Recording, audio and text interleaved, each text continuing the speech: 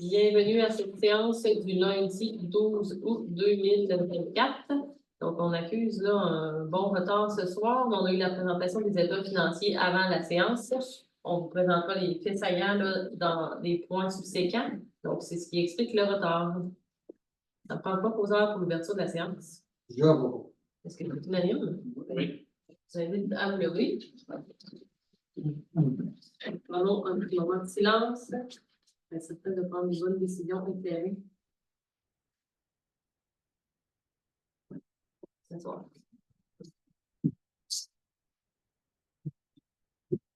Vous voulez éclairer, les gars? Activité spéciale, Dave. Offre d'emploi. Le bureau municipal sera formé le 2 septembre 2024 en raison de la fête du travail, bien sûr. Offre d'emploi. Journalier, opérateur, opératrice aux travaux publics et journalière à l'entretien général de l'ARENA. L'offre, vous pouvez déposer votre candidature jusqu'au 3 septembre à François Nadeau, directeur général, municipalité de la Guadeloupe. Courriel, c'est info@munlaguadeloupe.qc.ca. Obligatoire pour tous les propriétaires, lecture du compteur d'eau à l'intérieur de votre maison. Vous envoyez ça à Annie Clich, annie.clich@munlaguadeloupe.qc.ca. La date limite est le 30 septembre, sinon, après, il y aura des frais de 50 $. Donc, on rappelle là, que les frais, là, c'est pour si on doit vous le rappeler, il y a du temps administratif qui est mis, des fois, on doit envoyer des personnes sur place. Donc, c'est vraiment, on veut que vous soyez à jour là, pour éviter du travail sur place. D'accord. Vincent?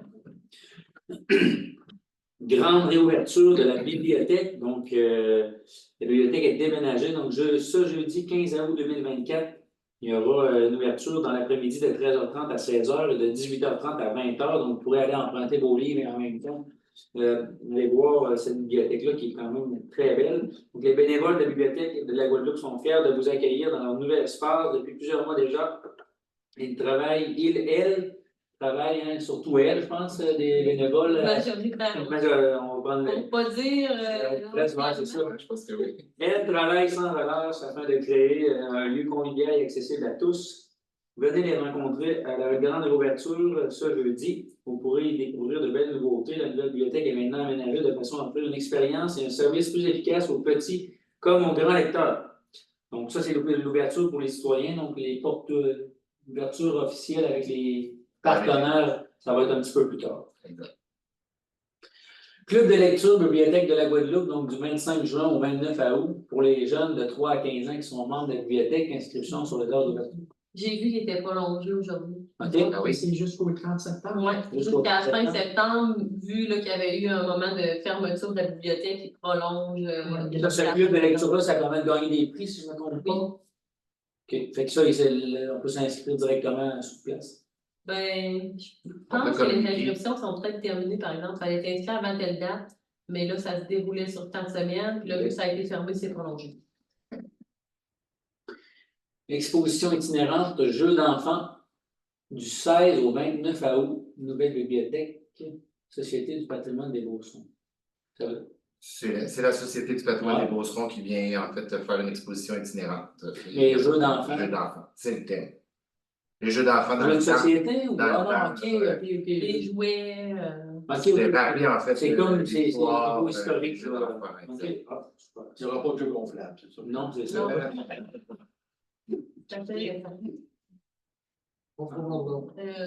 Donc, on suit avec Guylaine. Non? On va le prendre. Marché mobile Beauce-Artigan, mangeons local plus que jamais. Vous avez la chance de gagner un ensemble pique-nique des villages relais. Donc, le marché mobile se déplacera à la Guadeloupe le 25 août de 9h30 à midi. Cette année, c'est changé d'endroit. Actuellement, c'est dans où le bureau de poste, c'est Ou la caisse des jardins. Donc, j'imagine c'est dans la cour en arrière. En arrière, oui. OK. Donc, peut-être un peu moins visible, mais sachez que ça va être là. Donc, venez acheter directement de vos productrices et de vos producteurs. Guylaine. En même temps que le marché immobilier, il va y avoir la vente de garage du 24 et 25 août 2024 sans permis. Donc, vous devrez inscrire votre adresse. Veuillez écrire à alison.goulin@commercial-laguadeloupe.qc.ca ou téléphoner au 418-459-3342, poste 224, parce que je crois qu'ils veulent faire peut-être Une carte. Un genre de carte. genre de carte pour avoir tous les endroits où il y aura des ventes de garage dans la municipalité. L'instincteur de type ABC pour éteindre les feux causés par l'huile ou l'essence, un appareil électrique, suspension, le bois, papier ou tissu. Vérifiez de façon périodique la pression, l'aiguille doit être dans le verre. Important, s'il est rechargeable, faites-le remplir aux 6 ans. Y a-t-il un endroit qu'il faut qu'il fasse remplir? Haute-Beauce, sécurité incendie. Ça, c'est un message de notre service de sécurité incendie, à savoir où on peut faire les remplissages.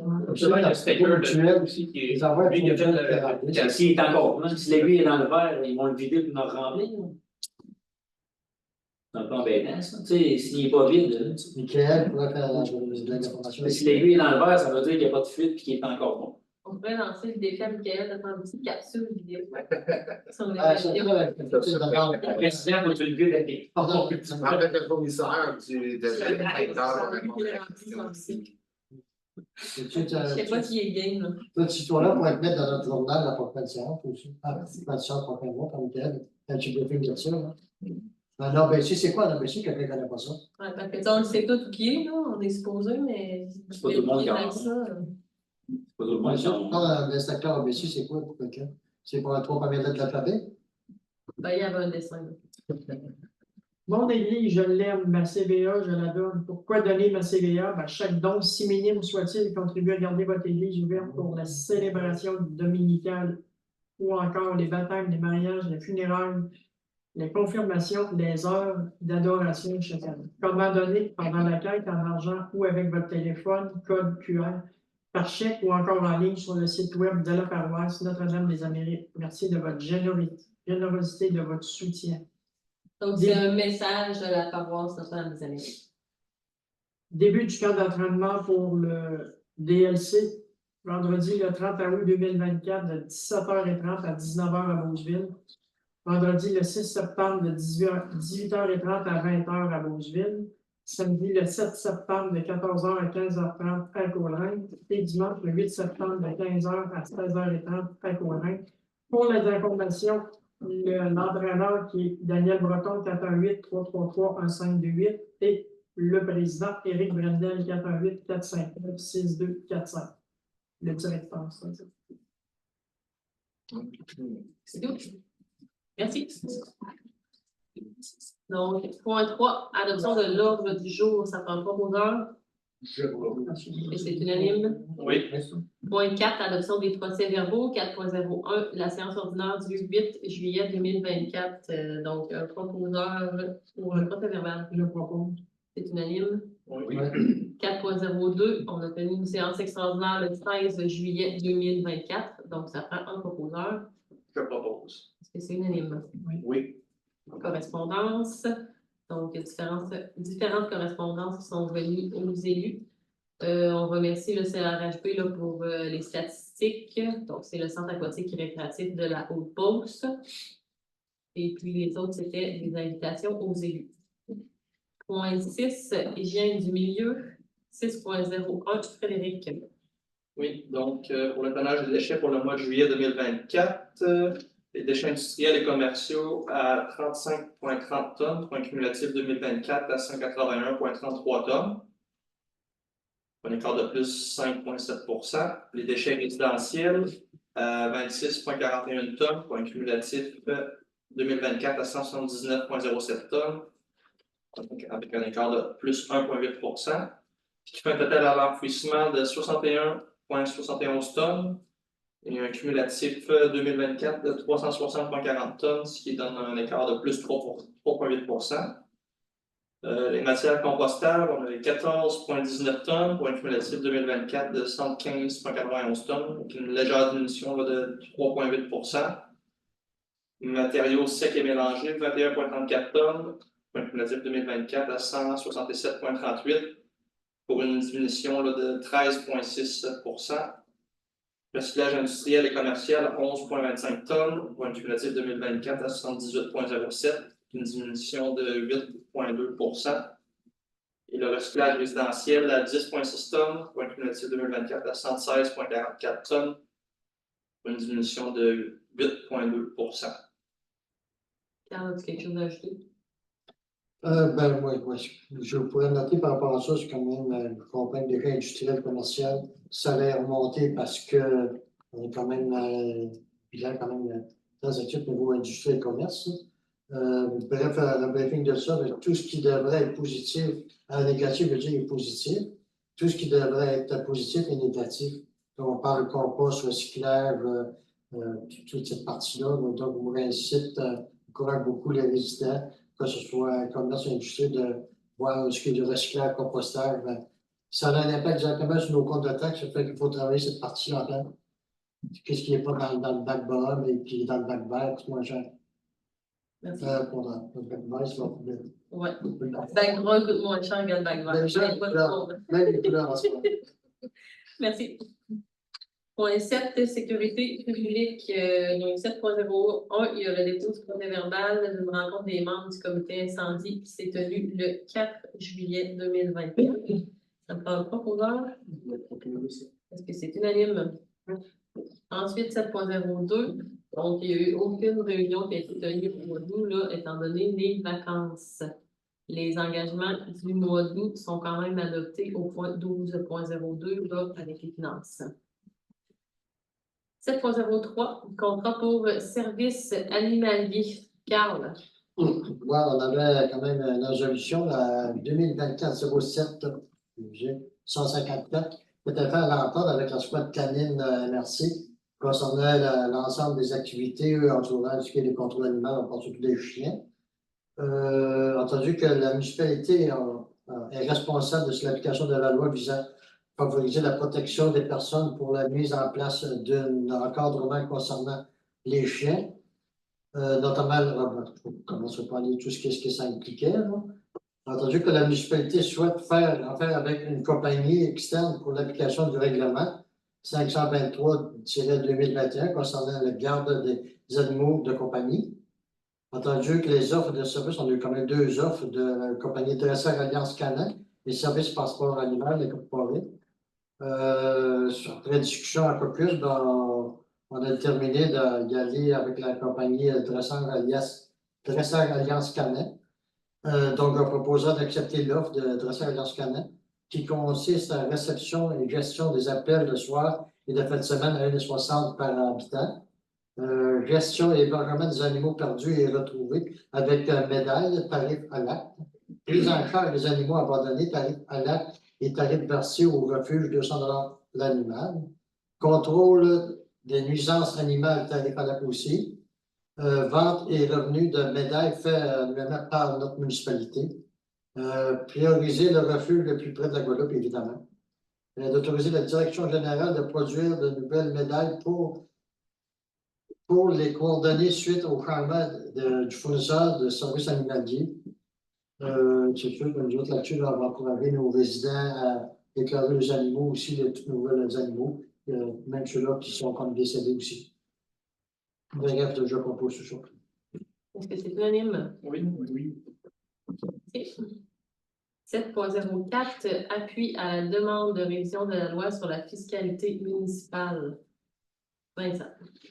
Oui, dans le fond, 2 municipalités, Upton et Blanc-Sablon, demandent un appui là, pour la révision de la loi sur la fiscalité municipale pour les taxes de la Sûreté du Québec. Donc, la SQ, c'est quand même un bon montant qui est demandé à chaque municipalité chaque année.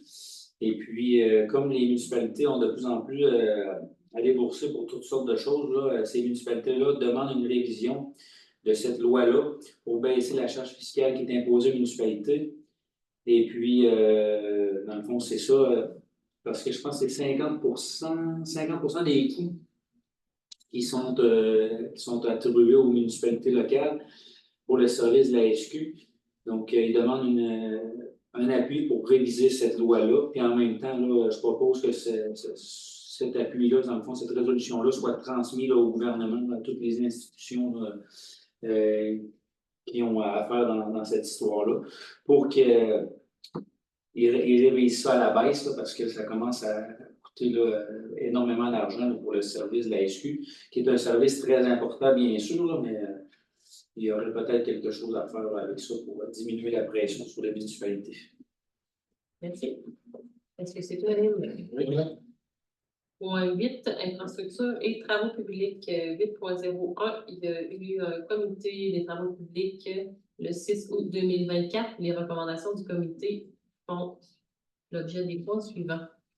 8.02, études environnementales, terrain vacant, 9e ES, le lot 5 666 232. Guylaine. Entendu, l'offre de service d'englobe déposée au comité des travaux publics du 6 août dernier et discutée en comité plénier, attendu qu'il est nécessaire de réaliser une étude environnementale de phase 1 sur le terrain vacant de la 9e ES, attendu la volonté de ce conseil de potentiellement vendre le terrain à un promoteur commercial pour que cette étape est requise pour cet objectif, attendu que l'entente de service au montant de 2 000 $ comprend l'évaluation environnementale du site, le dépôt d'une nouvelle documentation et l'émission du rapport complété. Il est proposé par moi-même et résolu d'autoriser la réalisation du mandat de la phase 1 au montant de 2 000 plus taxes, d'autoriser la direction générale à utiliser le budget convenu au plan triennal d'immobilisation 2024 et de l'appliquer dans le code 03-310-00-000 immo et acquisition et vente de terrain. Est-ce que c'est unanime? Oui. 8.03, octroi de mandat de service professionnel en architecture du paysage pour l'aménagement du futur parc Gilbert. Carl. Oui, c'est un beau projet quand même qu'on envisage. C'est qu'on désire recevoir des propositions pour desservir professionnellement en architecture du paysage, excusez les effets de lumière, nécessaires à l'élaboration des plans de vie de l'aménagement du futur parc Gilbert, situé à l'arrêt des industries de ciment de la Guadeloupe et entre les arrières des lots de la route 269 et la 19e avenue.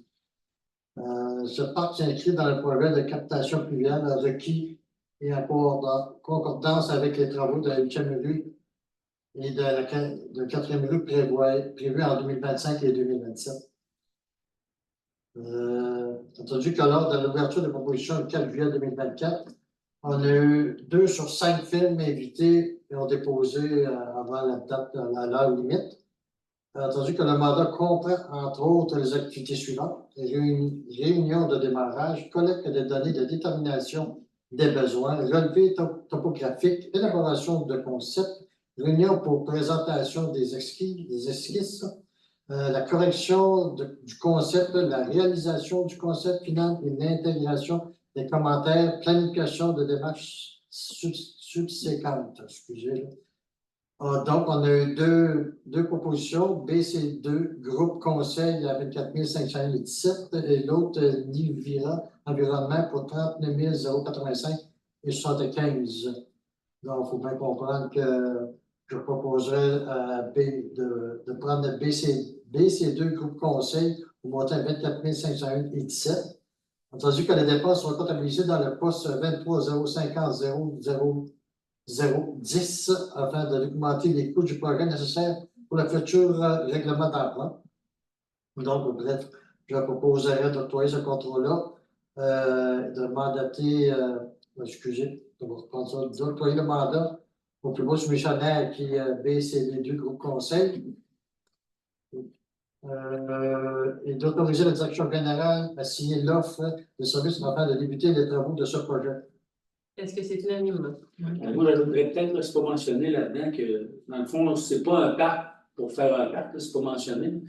C'est, dans le fond, le projet, c'est vraiment en but d'une captation des eaux pluviales parce qu'il y a vraiment une problématique là, pour la réfection de la route, c'est la route 269. Donc, il y a beaucoup trop d'eau qui arrive dans ce coin-là. Et puis, il faut ramasser l'eau quelque part. Ben, c'est le but de ce parc-là. C'est important de le mentionner là, parce que C'est sur le premier objectif, c'est c'est sûr. le but numéro 1. Sinon, ce ne serait peut-être pas nécessaire. C'est pour ça qu'on parle justement de captation. C'est inscrit dans la résolution. Captation, c'est important de le mentionner parce que c'est ça. On sait que À ce moment-là, la problématique d'eau qu'on a. Ben, écoute, moi, je trouve vraiment que c'est très cher là, pour des plans, mais bon, il faut ce qu'il faut pour. Je te regarde quand même aussi qu'est-ce que ça inclut. Là. Réunion, collecte relevée, élaboration, réunion, correction, de correction, planification des démarches. Mais quand même, c'est correction. Non, c'est d'accord. C'est quand même. C'est ça. C'est correct. Comment? Je ne te dis pas que c'est pas clair, mais c'est moins cher. C'est dans ça. C'est moins cher. C'est moins cher de quand même 15 000 pièces. L'autre, c'était 40 000 là, pour faire des plans pour un parc. Mais bref, hein, on est rendu là en 2024. Ouais. Je travaille là, pour avancer l'eau de l'adéquatement pour l'envoyer en bas. Oui. Puis on a besoin de ce terrain-là pour pouvoir faire le travail. Incontournable. Point 9, loisirs et vie communautaire, 9.01, rapport de la responsable des loisirs et d'activités de la vie communautaire. Donc, elle dépose leur rapport à chaque mois.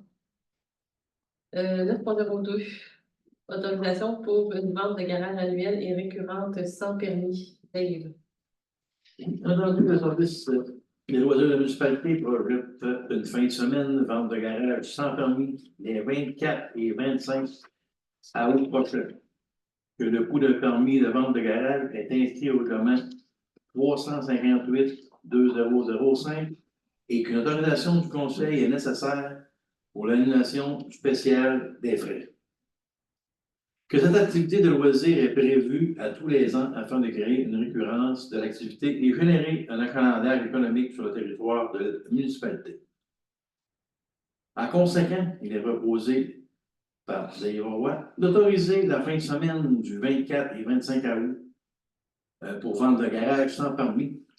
C'est sûr que ça va faire sûrement des heureux et des heureuses. Et d'autoriser une fin de semaine gratuite pour les années subséquentes et d'annuler les frais exigés au règlement lors de cette fin de semaine pour les citoyens de la municipalité. Est-ce que c'est unanime? Oui. 9.03, dépôt au PDT, donc Programme de développement du territoire, projet d'achat de scènes mobiles interrégionales. On avait eu là, déjà des résolutions précédentes. Donc, attendu le projet d'acquisition et de gestion d'une scène mobile et que la municipalité fait partie des propriétaires en partenariat là, avec d'autres entités. Attendu la résolution 2024-6-134 qui autorise la municipalité à débourser la somme de 10 000. Attendu que les 4 propriétaires doivent fournir la somme de 60 000. Attendu le retrait d'un des propriétaires là, qui s'était avancé, qui porte désormais la part de la municipalité à 15 000. Attendu que ces fonds proviennent de la MRC via la politique de développement du territoire.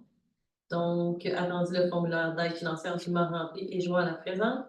Ça me prend un proposeur pour autoriser la participation financière de la municipalité de la Guadeloupe pour l'acquisition de la scène mobile, le dépôt de la demande financière à la politique de développement du territoire au volet local, autoriser aussi la direction générale à signer les documents relatifs au projet, puis à utiliser le fonds de roulement du règlement advenant le cas où l'aide financière du PDT ne serait pas acceptée. Est-ce que c'est unanime? Oui. On peut voir que le PDT, c'est peut-être certain qu'il va être là. Oui, normalement, c'est une somme qui nous est réservée, là, puis il reste des fonds là, dans notre partie. Point 10, urbanisme et développement du territoire, 10.01. Donc, il n'y a pas eu de réunion en juillet. 10.02, autorisation de transfert de propriété du lot 6 434 538. Pierre. Attendu que la municipalité avait vendu le terrain industriel de la 8e rue Est par la résolution 2022-01-13 à Mme Marie-Ève Champagne pour la réalisation d'un projet commercial. Attendu que la promotrice devait réaliser le projet à l'intérieur d'un délai maximal de 24 mois et que cette date et que l'échéancier est écoulé. Attendu que plusieurs promoteurs étaient intéressés par le terrain et que le directeur général accompagné du directeur des travaux publics ont rencontré un nouveau promoteur démontrant un projet sérieux et réalisable à court terme.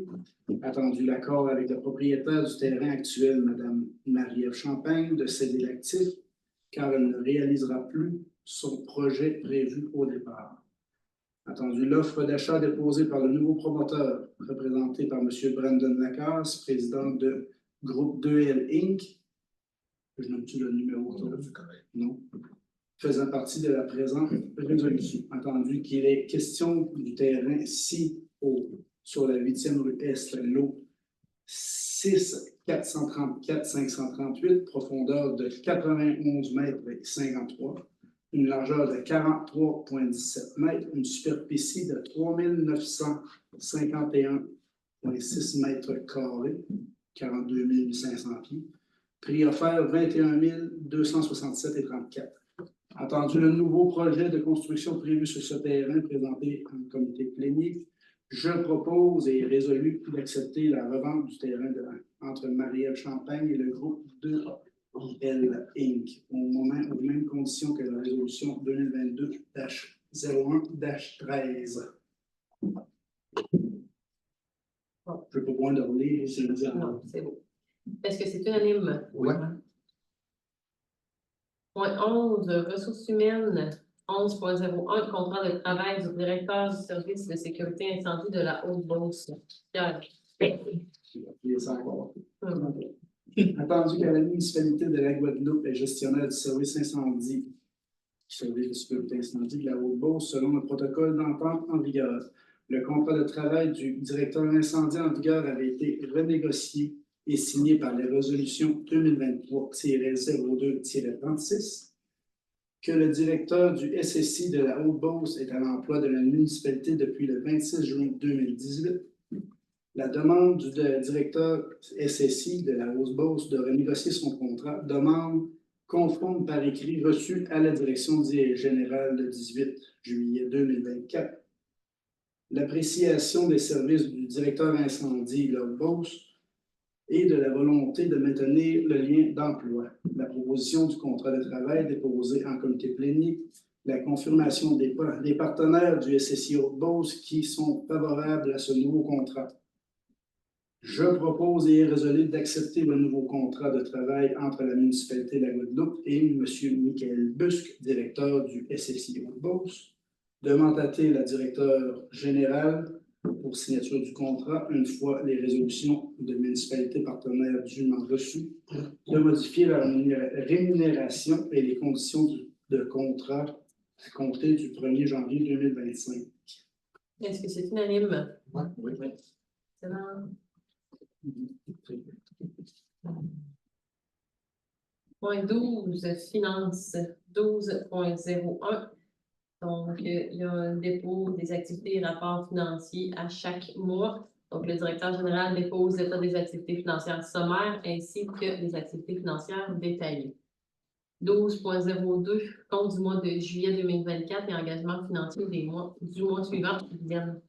Les comptes du mois sont présentés aux élus sur une forme permettant de distinguer les comptes qui sont à payer pour ce mois, les comptes payés au cours du mois, demandent que le salaire net versé, les remises de l'employeur et les cotisations syndicales versées. Ils sont étudiés en comité plénier et en recommande leur adoption. En conséquence, il est proposé par moi-même et résolu que les comptes du mois de juillet 2024, au montant total de 336 087,12 soient acceptés et payés tels qu'ils apparaissent au rapport détaillé remis à tous les membres du Conseil.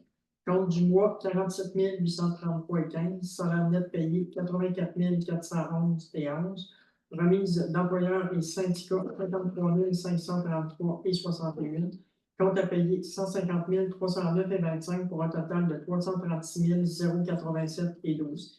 Il est également résolu à l'unanimité d'approuver les engagements budgétaires au mois d'août 2024 pour un montant total de 118 975. Ces engagements ne comprennent pas la dépense incompressible, contrat, électricité, téléphone, etc., ni la dépense urgente par être autorisée par réquisition. Est-ce que c'est unanime? Oui. 12.03, dont est commandé Pierre. Les demandes de dons et commandites étudiées par le Conseil en comité plénier. Il est proposé par Pierre Grondin d'adopter la position suivante pour chacune des demandes et d'autoriser les débourser ou ne pas les autoriser.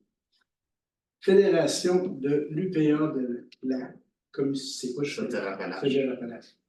Ils font un souper bénéfice vin et fromage. Nous ne participerons pas au souper bénéfice vin et fromage. Société Patrimoine des Beaucerons, soirée bénéfice. Nous ne participerons pas à la soirée bénéfice du patrimoine des Beaucerons. Est-ce que c'est unanime? Oui. 12.04, autorisation de la vente d'une partie du lot 5 666 229, qui sera le futur lot 6 614 076. Donc, attendu le bail de location existant entre la municipalité et l'entreprise Service PIPC pour la location d'un local sur une partie de l'immeuble qui porte là, actuellement le numéro du premier lot que j'ai fait mention. Attendu que ce bail de location prendra fin le 30 septembre 2024, conformément au préavis de non-renouvellement du bail daté du 19 mars 2024. Attendu que l'entreprise Service PIPC souhaite acheter l'immeuble. Attendu que la municipalité souhaite vendre l'immeuble à l'entreprise Service PIPC selon les modalités discutées. Attendu que le prix de vente convenu entre les parties correspond à la valeur au rôle de l'immeuble. Attendu que l'entreprise Service PIPC s'engage à payer les frais de notaire instrumentant l'acte de vente. Donc, en conséquence, ça prend le proposeur pour autoriser la vente de la partie du lot 5 666 229, qui portera le numéro de lot 6 614 076, avec la partie qui est construite à l'entreprise Service PIPC pour une somme de 88 800 avec garantie légale. De mandater Maître Christine Talbot notaire pour instrumenter l'acte de vente en considération de l'engagement de l'acheteur d'assumer entièrement les frais de celle-ci.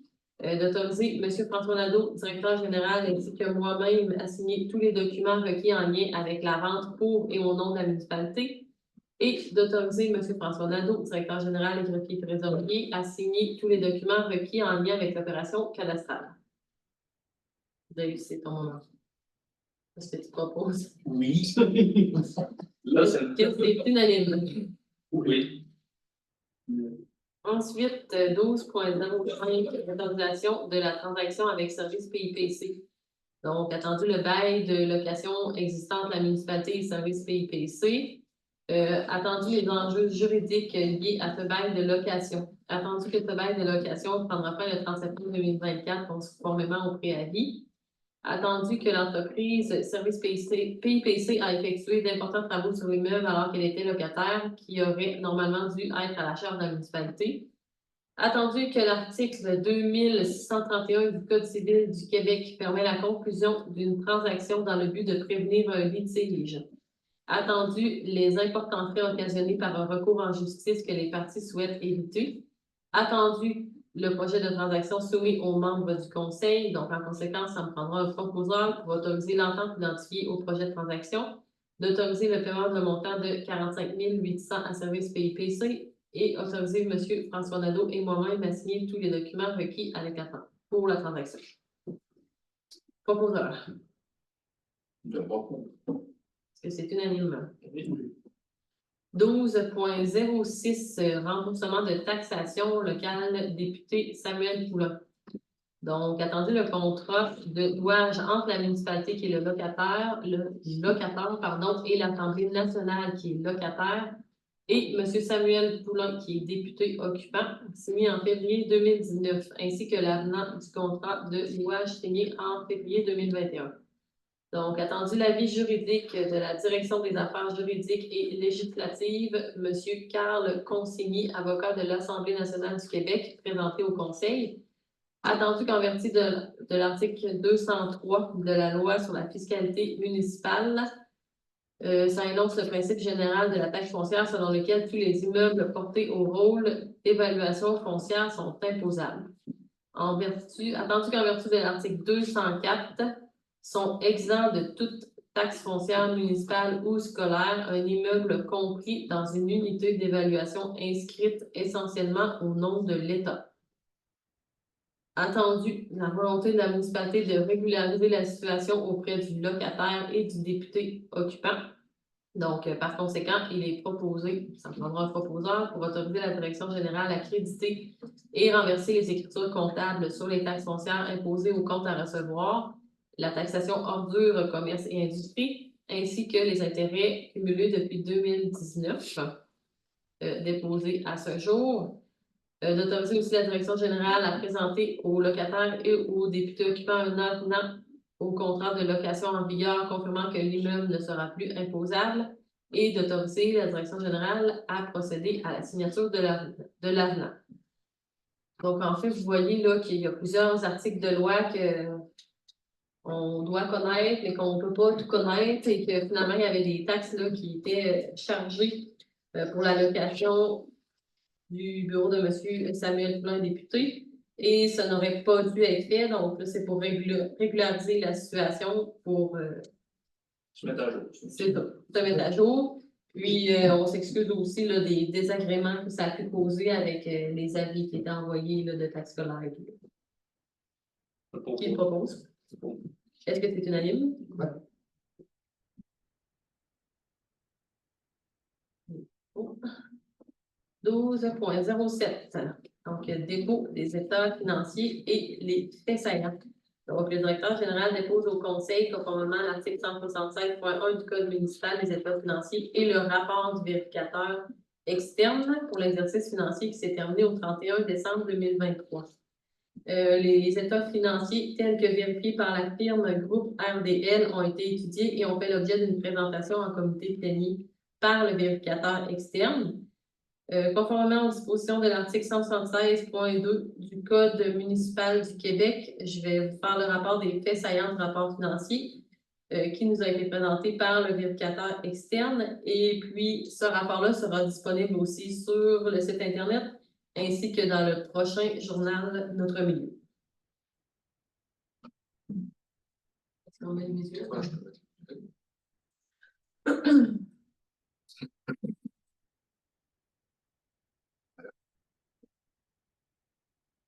C'est sûr que ça va être très petit pour vous à l'écran, mais ça sera disponible sur Internet et aussi dans le journal. Donc, revenu de fonctionnement. Je vais y aller avec budget total. Donc, on avait un budget pour 2023 de 4 144 470 et au réel, donc on a eu une hausse là, au niveau des revenus parce qu'au réel, on a fait 4 322 213. Donc, les principaux écarts entre le budget et le réel. Donc, il y a la taxation, donc nouvelle résidence. On a 114. Non, c'est pas lui à jour.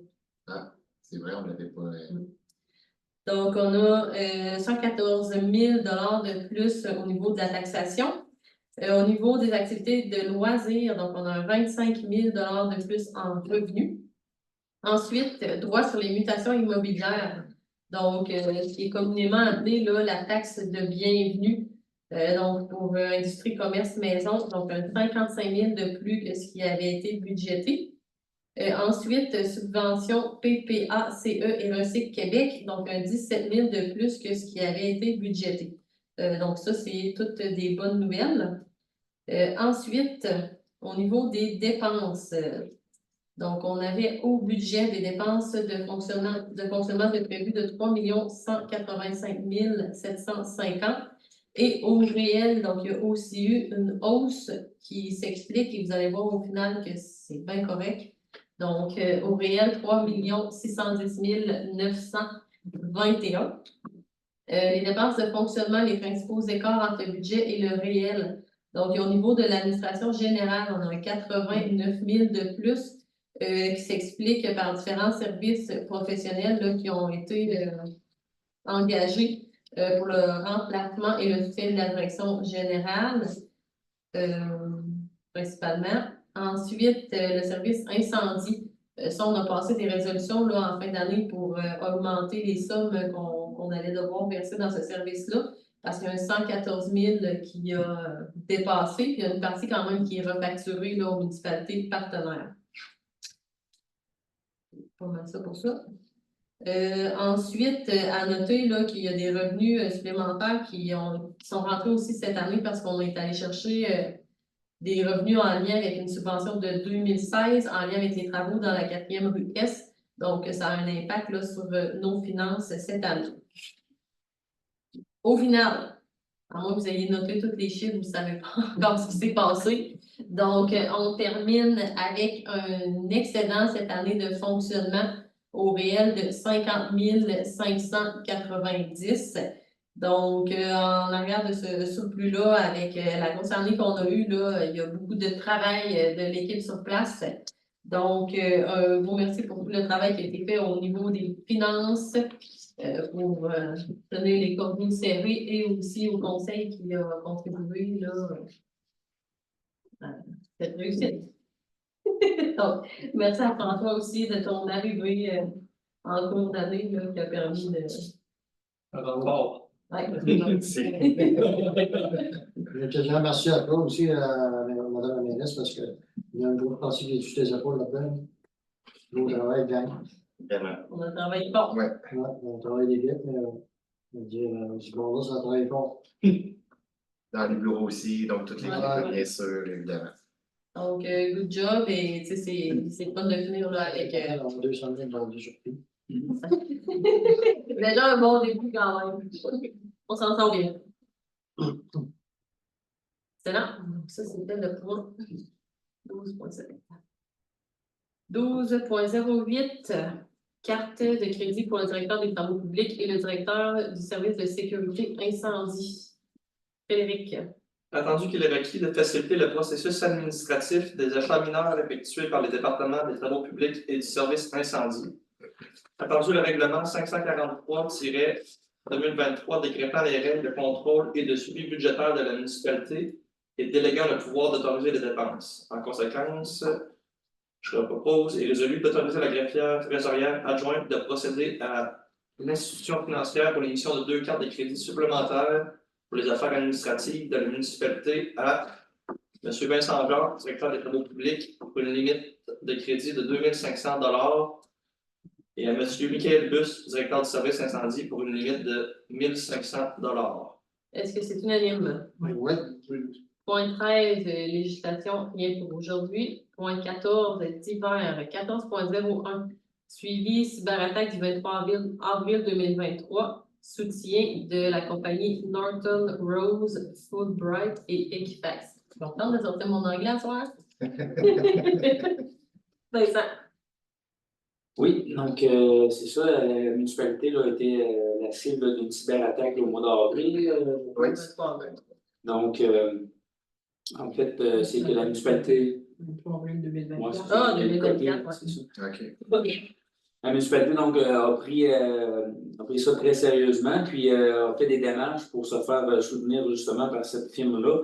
Et puis, dans le fond, toutes les personnes touchées vont être protégées là, pour une durée d'1 an là, par la firme Equifax là, qui, dans le fond, là, surveille là, les dossiers de crédit des personnes susceptibles. Là, dans le fond, suite à la fuite des données personnelles qu'il y a eu. Donc, je propose d'entériner le contrat signé par la direction générale avec Norton Rose Fulbright pour leur service d'accompagnement spécialisé et d'entériner aussi la couverture d'1 an par Equifax pour les personnes impactées par l'indépendance de confidentialité.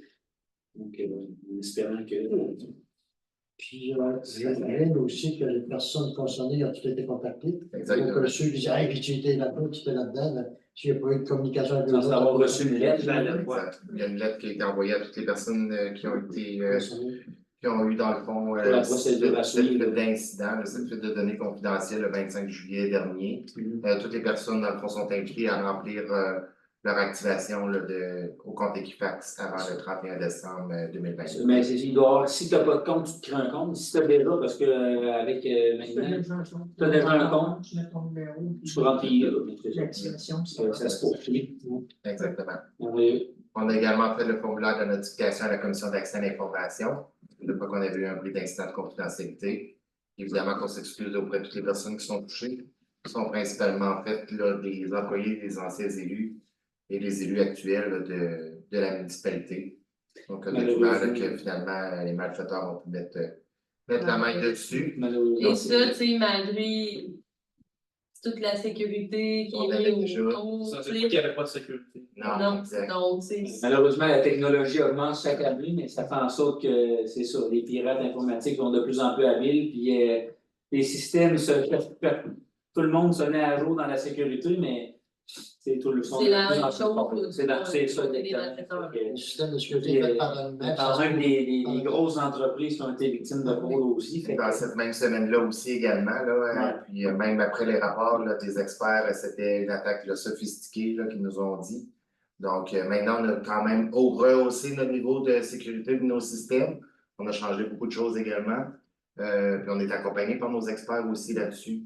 Donc on est plus sécurisé comme tel. Tu sais, ça représente une charge de travail immense là, quand c'est une attaque comme ça qui se produit. Donc, ça a mis une pression là, au niveau de l'équipe. Donc, tu sais, des fois, il y a peut-être des dossiers qui ont été tassés si vous attendez des retours. Tu sais, donc, si la vie reprend son cours tranquillement, mais ça met une grosse charge de travail. Tu sais, C'est une grosse vague. c'est ça, c'est une grosse vague. Puis on perd l'accès au dossier parce que ça, momentanément, tout est gelé. Là. Donc, tu sais, c'est le temps que ça reprenne. Là, tu sais, je pense que ça va mieux. Donc, mais ça représente énormément de travail. Là, tu sais, juste de mandater cette firme-là, ça s'est fait en plein milieu des vacances. Donc là, tu sais, on doit sortir des vacances pour pouvoir mandater puis que le travail se poursuive puis de ne pas prendre de retard dans les procédures. Là. Donc, encore une fois, le chapeau à l'équipe là, parce que c'est des grosses vagues là, qui sont envoyées. Une grosse vague, une grosse tape. Malheureusement, c'est le risque avec l'informatique. Ouais. Ça a des avantages et des désavantages. 14.02, appui coalition de l'Est, oui, lien routier intervive. Frédéric. Je ne dirai pas toutes. Là. Considérant la nécessité d'établir un nouveau lien reliant la rive nord et la rive sud du fleuve Saint-Laurent à l'est de Québec, je propose et résolu demander au gouvernement du Québec de soumettre et présenter plusieurs options pour la création d'un lien routier interrive à l'est de Québec, de transmettre la présente résolution au premier ministre du Québec, à la ministre des Transports et à la Mobilité durable, ainsi qu'aux représentants du gouvernement de la région, de transmettre la présente résolution aux représentants de la coalition de l'Est pour un lien interrive. Donc, juste mentionner qu'il y a plusieurs municipalités de la région de Château-Appalaches et de l'Est du Québec qui vont faire la transmission de la même résolution, ainsi que plusieurs MRC aussi là, pour le bien de la région ainsi que du développement économique. Est-ce que c'est unanime? Oui. Point 15, période de questions. Point 16, donc clôture et levée de la séance, ça prend pas pour l'heure. Je propose. Est-ce que c'est unanime? Oui. Excellent.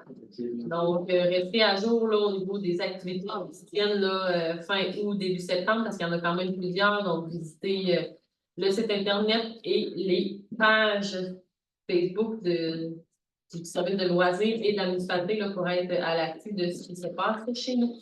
Merci.